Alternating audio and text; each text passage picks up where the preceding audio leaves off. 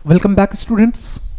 आज हम लोग बिहार विद्यालय परीक्षा समिति द्वारा प्रकाशित मॉडल पेपर के लघु उत्तरीय प्रश्न को सॉल्व करने वाले हैं। क्वेश्चन नंबर 11 तक हम पिछले वीडियो में सॉल्व कर चुके हैं। अभी स्टार्ट करने वाले हैं क्वेश्चन नंबर 12 से। 12 नंबर क्वेश्चन में आपसे पूछा गया कि एक सिक्के को 2 बार उछाला जाता है तो कम से कम एक चित्त आने की प्रायिकता क्या है। पहले यह समझो कि अगर हम लोग किसी सिक्के को उछालेंगे क्या होगा। अगर किसी सिक्के को उछालेंगे तो एक सिक्के को 2 बार उछाला जाएगा। क्या आ जाएगा? हेड हेड आएगा, या हेड टेल आएगा, या टेल हेड आएगा, या टेल टेल आएगा। इसके अलावा तो कुछ नहीं आ सकता है। बातें समझ में आ रही है? अब एक चीज देखो कि यहां पे कुल संभव परिणाम कितने आ गए। कुल, या आप कह सकते हो संभव परिणामों की संख्या। संभव परिणामों की संख्या। 2 सिक्का को उछालने पे कितना आ जाएगा? 2 बार। एक सिक्का को अगर 2 बार उछालेंगे कुल संभव परिणाम 4 आ गया। अनुकूल परिणामों की संख्या। अनुकूल परिणामों की संख्या।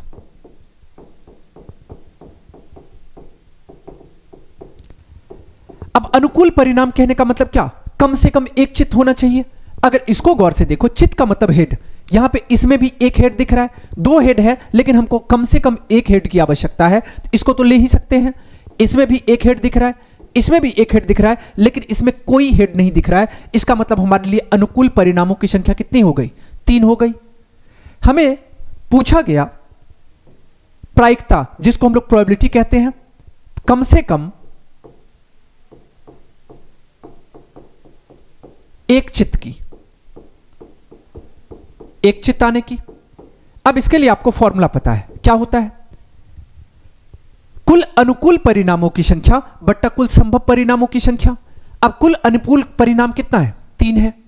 कुल संभव परिणाम कितना है? 4 है। इसका मतलब इसका सही उत्तर क्या हो जाएगा? 3/4 हो जाएगा। बातें समझ में आ गई? अब हम लोग चलते हैं अगले क्वेश्चन की ओर। अगला क्वेश्चन में आपसे पूछा गया कि नीचे दिए हुए बंटन का समांतर माध्य 50 है तो लुप्त बारंबारता f का मान निकालें। मतलब हमें समांतर माध्य दिया गया है और लुप्त बारंबारता पूछा गया। तो ये आपका क्वेश्चन रहा। यहां पे वर्ग दिया गया, वर्ग चिन्ह दिया गया और बारंबारता दिया गया। ये रहा आपका वर्ग, वर्ग चिन्ह और बारंबारता। ओके, तो हमें क्या करना है? तो यहां से क्वेश्चन में कहा गया कि f का मान निकालें, तो हमें f का मान निकालना है। No problem. कैसे निकालेंगे ये समझो। सबसे पहले देखो कि हमें माध्य का फॉर्मूला पता होना चाहिए। क्या होता है? माध्य बराबर sigma F x by sigma F होता है। अब माध्य कितना दिया गया है? तो माध्य हमको दे रखा है 50 के बराबर। ये माध्य 50 आ गया। अगर हम सिग्मा एफ एक्स की बात करें, ये रहा एफ एक्स और इसको हम लोग कहेंगे सिग्मा एफ एक्स, मतलब कुल या टोटल को हम लोग सिग्मा कहते हैं। तो ये सिग्मा एफ एक्स कितना है? ये आपको दिया गया 5160 जोड़ 30f बट्टा, और सिग्मा एफ कितना दिया गया? तो ये रहा आपका बारंबारता f और सिग्मा एफ इसको कहेंगे, या हम डिफरेंट कलर में आपको बता देते हैं। ये रहा आपका सिग्मा एफ और ये रहा आपका सिग्मा एफ एक्स। बातें समझ में आ रही है? इसको आप यहां से कह सकते हो, फॉर्मूला क्या होता है? Sigma F x by sigma F, और सिग्मा एफ कितना है? 92 प्लस एफ है, तो 92 और प्लस एफ। अब इसको आप क्रॉस मल्टीप्लाई करो। क्रॉस मल्टीप्लाई करोगे तो 50 से गुना हो जाएगा 92 प्लस एफ का, और 5160 और प्लस 30f। अगर इसको हम लोग सॉल्व करेंगे तो कितना आ जाएगा? 0। 5 दूना 10 का 0 कैरी 1, 9 5 45 1 46, 4600 प्लस 50 को f से गुना करेंगे तो 50f, और ये बराबर हो गया 5160 और जो 30f के। ओके, इसको पॉइंट मत समझ लेना, ये ऐसे ही है। इसको अगर हम सॉल्व करेंगे तो कितना आ जाएगा? 50f माइनस 30 और ये बराबर हो जाएगा 5160 माइनस 4600। यहां तक कोई दिक्कत नहीं। अब 50f में से 30f को घटाएंगे तो 20f आ जाएगा और ये बराबर हो जाएगा 46 4 50 1 51 तो 560 के। या यहां पे आप कह सकते हो कि f बराबर हो जाएगा 560 और बट्टा 20। इसको 10 से 10 को कैंसिल कर लो, 28 दूना 56, यहां से f कितना आ जाएगा, f 28 के बराबर आ गया। हमें क्वेश्चन में क्या पूछा गया था कि f का मान क्या होगा, तो f का मान 28 के बराबर होगा। ओके, अब हम लोग चलते हैं अगले क्वेश्चन की ओर। अगला क्वेश्चन में आपसे पूछा गया कि दो वृत्तों की त्रिज्याएं 19 सेंटीमीटर तथा 9 सेंटीमीटर है। उस वृत्त की त्रिज्या ज्ञात करें जिसकी परिधि इन दोनों वृत्तों के परिधि के योग के बराबर है। इसका मतलब क्या है, अब देखो हम लोग मान लेते हैं कि पहले वृत्त की त्रिज्या को R1 मान लेते हैं। माना कि पहले वृत्त की त्रिज्या, पहली वृत्त की त्रिज्या, इसको हमने R1 मान लिया और ये R1 कितना है, ये आपको 19 सेंटीमीटर के बराबर है। दूसरी वृत्त की त्रिज्या, इसको आप R2 मान लो और ये कितना दिया गया है, 9 सेंटीमीटर के बराबर दिया गया। अब अकॉर्डिंग टू क्वेश्चन समझने की कोशिश करो, क्या कहा गया, ये कहा गया कि उस वृत्त की त्रिज्या ज्ञात करें जिसकी परिधि इन दो वृत्तों की परिधियों के योग के बराबर है। इसका मतलब पहले वृत्त की परिधि प्लस दूसरे वृत्त की परिधि बराबर नए वृत्त की परिधि। तो हम लोग नए वृत्त की त्रिज्या को क्या करते हैं, तो R मान लेते हैं। नए वृत्त की त्रिज्या, इसको आप मान लो R सेंटीमीटर। ओके, तो यहां से आप कह सकते हो पहले वृत्त की परिधि, इसका फॉर्मूला क्या होगा, वृत्त की परिधि 2 पाई r होता है। इसका मतलब उसका परिधि लिखेंगे तो 2 पाई r1 आ जाएगा, प्लस दूसरे वृत्त की परिधि, परिधि के फॉर्मूला 2 पाई r। इसका मतलब यहां पे त्रिज्या आपने R2 माना है तो 2 पाई r2, और ये बराबर क्या हो जाएगा, तीसरे वृत्त की परिधि या नए वृत्त की परिधि, इसका मतलब 2 पाई r के बराबर। बातें समझ में आ गई। अब यहां से आप एक चीज करो, 2 पाई यहां भी है, 2 पाई यहां भी है, तो 2 पाई को कॉमन ले लो, यहां से आ जाएगा R1 और प्लस R2 और ये बराबर किसके आ जाएगा, 2 पाई r के। अब देखो 2 पाई से 2 पाई कट गया, यहां से R1, ये R1 है कितना, तो R1 आपको दिया गया है 19, R2 कितना है 9, और 19 प्लस 9 बराबर हो जाएगा R के।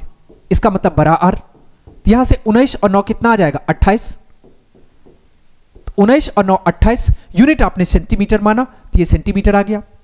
तो हमें क्वेश्चन में क्या पूछा गया, तो हमें पूछा गया कि उस वृत्त की त्रिज्या ज्ञात करें, तो उस वृत्त की त्रिज्या कितनी आ गई, 28 सेंटीमीटर आ गई। यही आपका सही उत्तर होगा। बातें समझ में आ गई। अब हम लोग चलते हैं अगले क्वेश्चन की ओर। अगला क्वेश्चन में आपसे पूछा गया,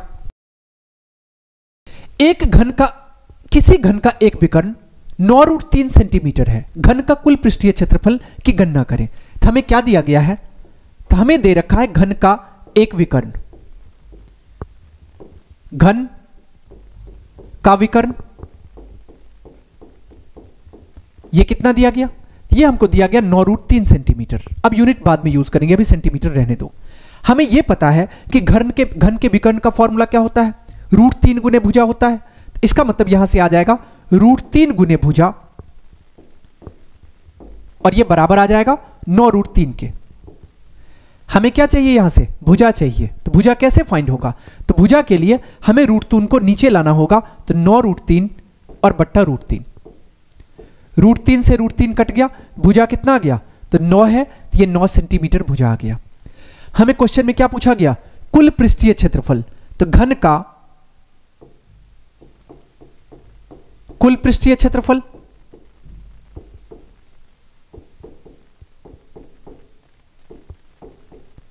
और इसका फॉर्मूला क्या होता है, इसका फॉर्मूला था 6a² कह लो, या इसी को a को हम लोग भुजा कहते हैं, 6 गुने भुजा स्क्वायर होता है।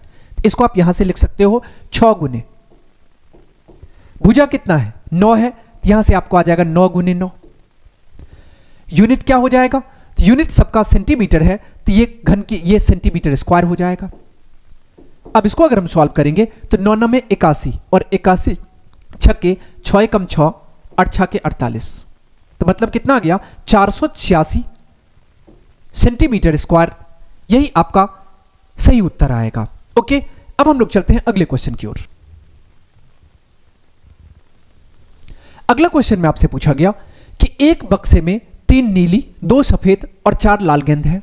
यदि इनमें से एक गेंद या दृश्य निकाला जाता है तो इस गेंद के नीली होने की प्रायिकता क्या है?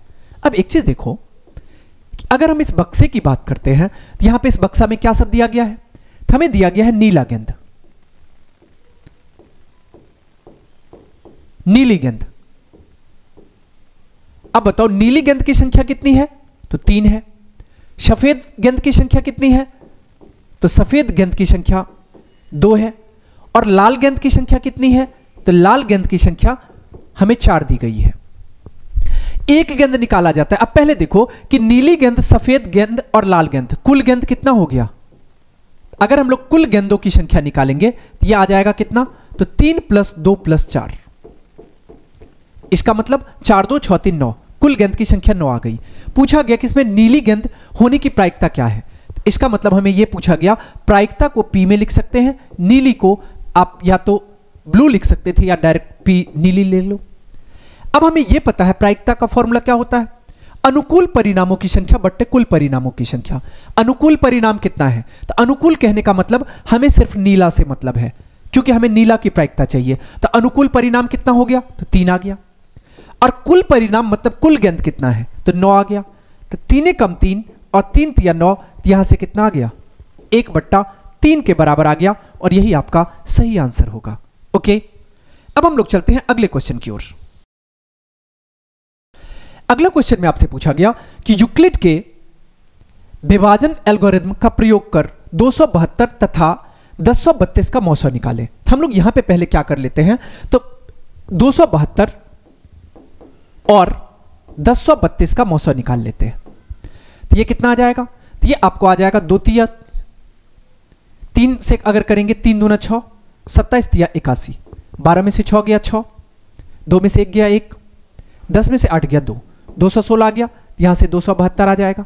216 एकम 216, 12 में से 6 गया 6, 6 में से 1 गया 5 और ये कट गया। यहां से फिर आ जाएगा 216।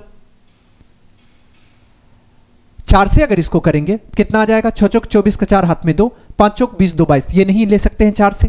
अब इसको हम लोग 3 से कर लेते हैं।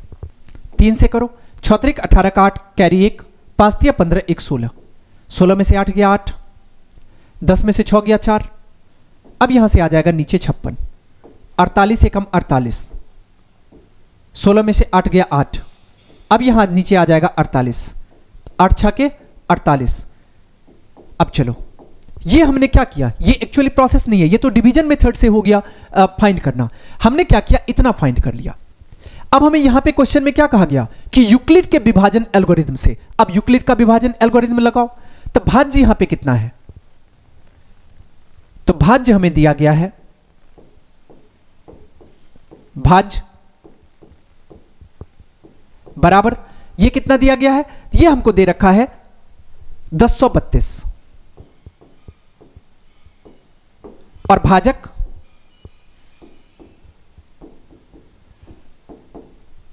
ये 272। हम लोग कह सकते हैं यूक्लिड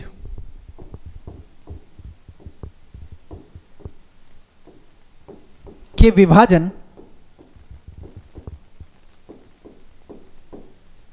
एल्गोरिथम से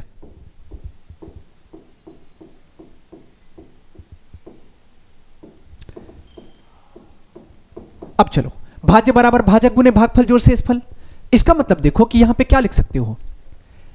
1032 बराबर, तो 1032 बराबर आ जाएगा किसके? तो 272 गुने 3, 272 गुने 3 और जोड़ कितना आ जाएगा? 216। ओके, अब यहां पे आप लिख सकते हो 272 बराबर किसके बराबर हो गया? तो 216 गुने 1 और जोड़ 56। ओके, फिर यहां से हम लोग लिख सकते हैं 216 बराबर 56 गुने 3 और प्लस 48। अब आप लिख सकते हो 56 बराबर 48 गुने 1 और प्लस 8। अब 48 बराबर कितना आ जाएगा? 8 गुने 6 और प्लस 0। अब देखो, जब शेष आपको 0 के बराबर आ गया, इसका मतलब इस प्रक्रिया को आप रोक देना है। तो ये कितना आ गया? तो ये 0 के बराबर आ गया। तो इसका मतलब HCF अगर निकाला गया 272 और 1032 का, HCF 272 और 1032 का, तो ये कितना आ गया? तो ये 8 के बराबर आ गया। बातें समझ में आ गई? अब हम लोग चलते हैं अगले क्वेश्चन की ओर।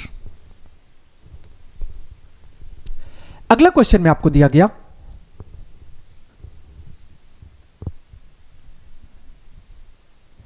उस अर्धगोले का वक्रपृष्ठ निकालें जिसका व्यास 14 सेंटीमीटर है। हमें क्या दिया हुआ है? तो अर्धगोले का व्यास दिया गया है और व्यास कितना है? तो व्यास हमें दे रखा है 14 सेंटीमीटर। अगर व्यास हमें 14 सेंटीमीटर दिया गया तो हमें यह पता है कि व्यास का आधा त्रिज्या होता है। इसका मतलब त्रिज्या कितना आ जाएगा?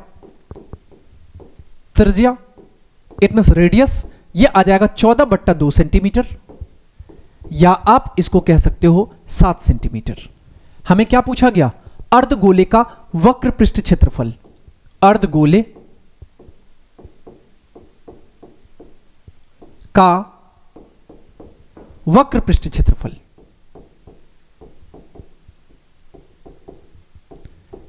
अब इसका फॉर्मूला आपको पता होगा कि अर्धगोले का वक्र पृष्ठ क्षेत्रफल क्या होता है?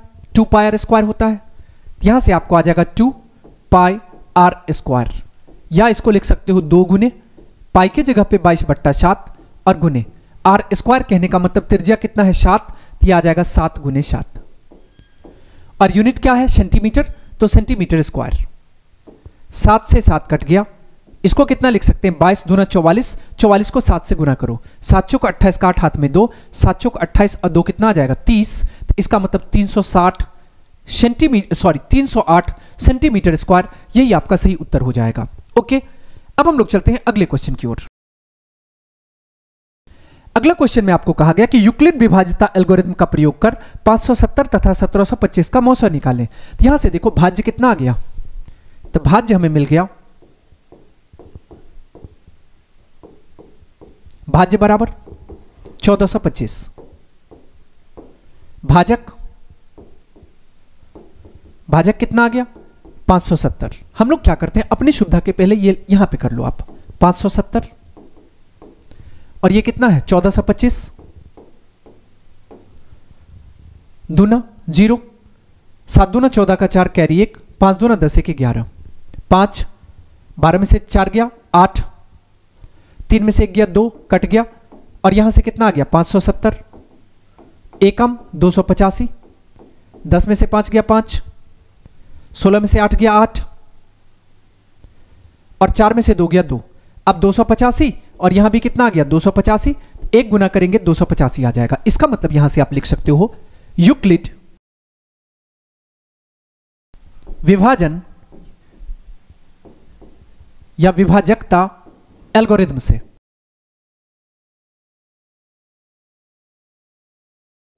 यहां से देखो कि अब क्या लिख सकते हो? 1425 बराबर हो जाएगा 570 गुने 2 और प्लस 285। अब यहां पे आप लिख सकते हो 570 बराबर हो जाएगा 285 गुने 1 और प्लस 285। अब आप लिख सकते हो यहां से 285 बराबर 285 गुने 1 और प्लस 0। अब जैसे ही शेषफल 0 के बराबर आ गया, इसका मतलब ये प्रोसेस अब कंप्लीट हो गया। हमें क्वेश्चन में क्या पूछा गया था? मौसा निकाले। मौसा किसका? तो 1425 और 570 का।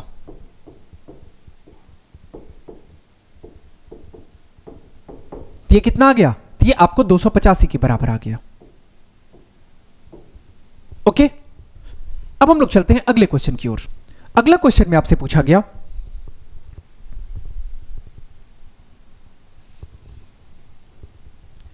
सत्रह प्रेक्षणों का माध्य 20 है, यदि प्रथम प्रेक्षणों का माध्य 23 है और अंतिम प्रेक्षणों का माध्य 18 है तो नौवें प्रेक्षण ज्ञात करिए। पहले क्वेश्चन में समझो क्या कहा गया, हमें यह दे रखा है कि 17 प्रेक्षण का दिया गया, कितना, तो 20, तो 17 प्रेक्षणों का माध्य 17 प्रेक्षणों का माध्य बराबर 20। यहां पे देखो क्वेश्चन में कुछ छूटा हुआ है, यहां पे डायरेक्ट कह दिया कि यदि प्रथम कभी माध्य नहीं होगा, कुछ दिया गया होगा संख्या, ये यहां पे 9 दिया गया है। यदि प्रथम यहां पे 9 दिया गया है, 9 प्रेक्षणों का मान, ये कितना दिया गया है, 9 प्रेक्षणों का माध्य 23 है, तो अंतिम प्रेक्षणों का माध्य और अंतिम 9 प्रेक्षणों का माध्य 18 है, तो 9वां प्रेक्षण ज्ञात करें। यहां से देखो कि 17 प्रेक्षणों का माध्य अगर 20 है, कुल कितना हो जाएगा, कुल हो जाएगा 17 गुने 20 बराबर 340। हमें क्या दिया गया, प्रथम 9 प्रेक्षणों का माध्य,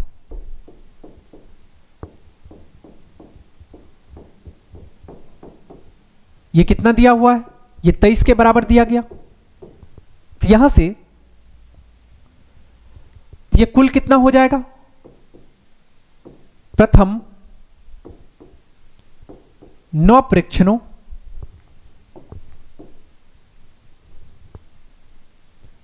या आप डायरेक्ट यहां पे कुल लिख लो, कुल कितना आ जाएगा, ये आपको आ जाएगा 23 गुने 9, 23 गुने 9 बराबर 9 तिया 27 का साथ हाथ में 2, 9 दूना 18, 2 20। अंतिम प्रेक्षणों का माध्य, अंतिम 9 प्रेक्षणों का माध्य, अंतिम 9 प्रेक्षणों का माध्य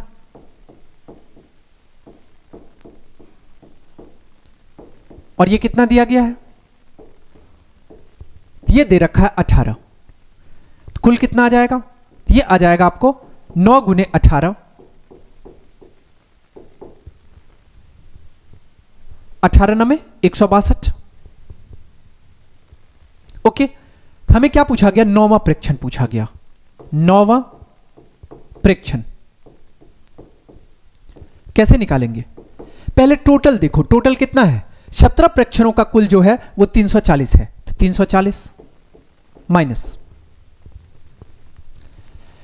अब 9 प्रथम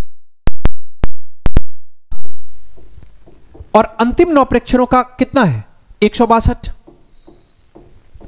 दोनों को जोड़ करके घटा दो, तो यहां से आ जाएगा 340 माइनस 7 2 9 6 और 2 1 3। कहीं गलती है क्या, एक बार चेक कर लेते हैं। 17 प्रेक्षणों का माध्य 20 है, कुल कितना आ जाएगा, 17 दूना 34, 340 और यहां पे कितना आ जाएगा, तो 23 दिया गया, तो 9 तिया 27 का 7 कैरी 2, 9 दूना 18, 2 20, ठीक है। 18 9 में 162 ऐड किए तो 7 2 9 6 और 2 1 3 आ गया, तो यहां से कितना आ जाएगा, तो यहां पे आपने उल्टा कर लिया, यहां पे आपको इससे माइनस करना होगा इसको, क्योंकि आप गौर से देखो यहां पे कि ये कितना आ गया, तो 9 और 9 18 आ गया, क्योंकि देखो प्रथम 9 और अंतिम 9 ये कितना आ जाएगा, प्रथम 9 और अंतिम 9 ये कितना आ जाएगा, टोटल 18 आ गया। लेकिन यहां जो कुल दिया गया वो सिर्फ 17 प्रेक्षण का दिया गया, इसका मतलब 18 प्रेक्षण का कुल ज्यादा होगा, तो हम लोग यहां से लिख सकते हैं इतना और माइनस हो जाएगा। अब इसमें से आप माइनस कर लो 340 को, तो यह आ जाएगा आपको 7 2 9 6 और 2 1 3 और माइनस कितना आ जाएगा 340, तो यहां से 9वां प्रेक्षण कितना आ जाएगा 29, यही आपका करेक्ट आंसर हो जाएगा। ओके, अब हम लोग चलते हैं अगले क्वेश्चन की ओर।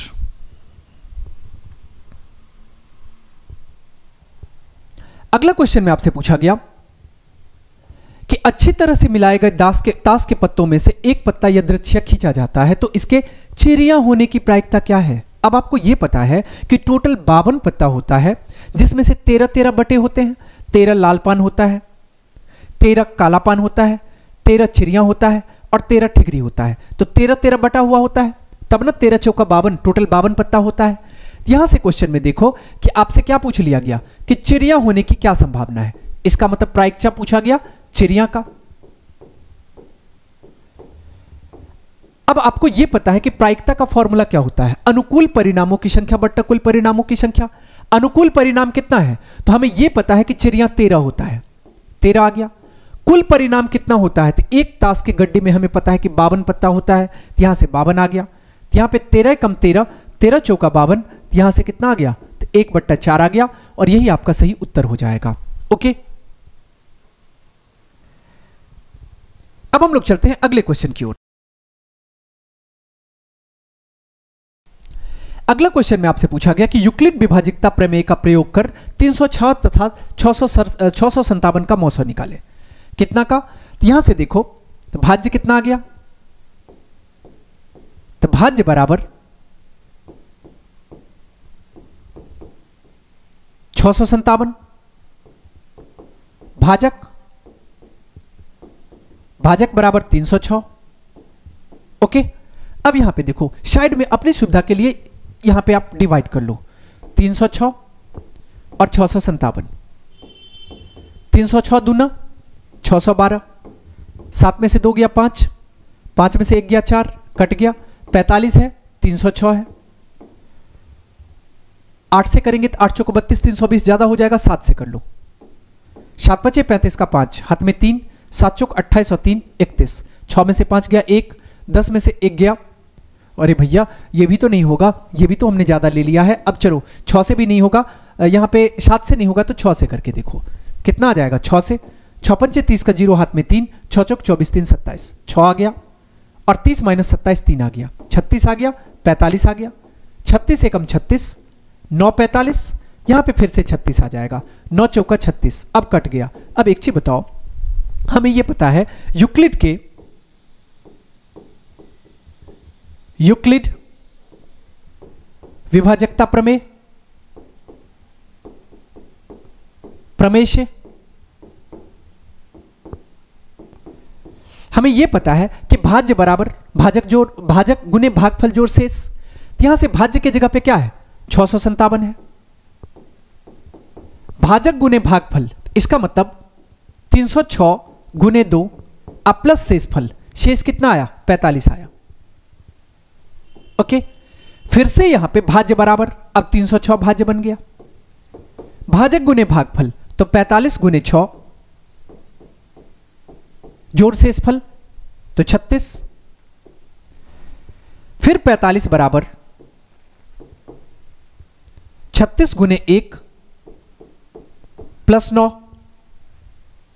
फिर 36 बराबर 9 गुने 4 प्लस 0। अब जैसे ही आपका रिमाइंडर, मतलब जिसको हम लोग शेषफल कहते हैं, शेषफल अगर 0 के बराबर आ गया तो ये प्रोसेस कंप्लीट हो गया। तो यहां से हम लोग कह सकते हैं कि ये कितना आ जाएगा, तो हमें पूछा गया मौसौ,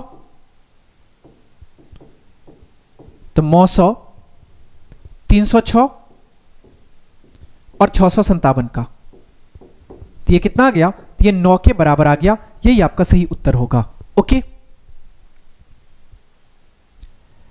अब हम लोग चलते हैं अगले क्वेश्चन की ओर। अगला क्वेश्चन में आपसे पूछा गया कि समीकरण निकाय 2x प्लस 3y बराबर 11 और 2x माइनस 4y बराबर माइनस 24 की प्रतिस्थापन विधि से हल करें। अब प्रतिस्थापन विधि यूज कर लो, क्या दिया गया, 2x प्लस 3y बराबर 11 और इसके बाद इसको आप समीकरण 1 मान लो। यहां पे दिया गया 2x माइनस 4y बराबर माइनस 24, इसको आप समीकरण 2 मान लो। ओके, यहां तक कोई दिक्कत नहीं है। प्रतिस्थापन विधि में क्या है, इसको 4 से गुना कर लेते हैं, y का गुणांक बराबर करने के लिए इसको 3 से गुना कर लेते हैं। 4 को 2 से 8x, 4 को 3 से 12y, 11 को 4 से 44, बातें समझ में आ रही है? 3 को 2 से 6x, 3 को 4 से 12y बराबर आ जाएगा 24 तिया 72। साइन चेंज कर लो, ये कट गया आएगा। अब दोनों को अगर जोड़ेंगे दोनों समीकरण को तो 12y प्लस y और माइनस y में कट जाएगा, 8 6 14x और ये बराबर किसके आ जाएगा? तो माइनस 12 में से 4 गया 8, 6 में से 4 गया 2, माइनस 28 के, या x का वैल्यू कितना आ जाएगा? तो माइनस 28 बट्टा 14, 14 कम 14, 14 दूना 28, तो माइनस 2 आ गया। अब आप क्या करो, x का मान किसी एक समीकरण में रख लो। तो x का मान समीकरण 1 में रखने पर, समीकरण 1 में रखने पर अगर हम x का मान रखेंगे तो ये समीकरण 1 क्या है? तो 2x है, इसका मतलब 2 गुने माइनस 2 प्लस 3y और ये बराबर हो जाएगा 11 के, तो 2 दूना 4 माइनस 4 प्लस 3y बराबर आ गया 11 के, या आप लिख सकते हो 3y बराबर आ जाएगा 11 प्लस 4 के, या 3y बराबर आ जाएगा 11 प्लस 4 15 के, या y बराबर आ जाएगा 15 बट्टा 3, तो 3 कम 3 3 पचे 15, तो y आपको 5 के बराबर आ गया। ओके, हमें क्या क्वेश्चन में पूछा गया था? x और y का वैल्यू निकालो। तो हम लोग कह सकते हैं x हमें -2 के बराबर आ गया और y हमें 5 के बराबर मिल गया। ओके, बातें समझ में आ गई?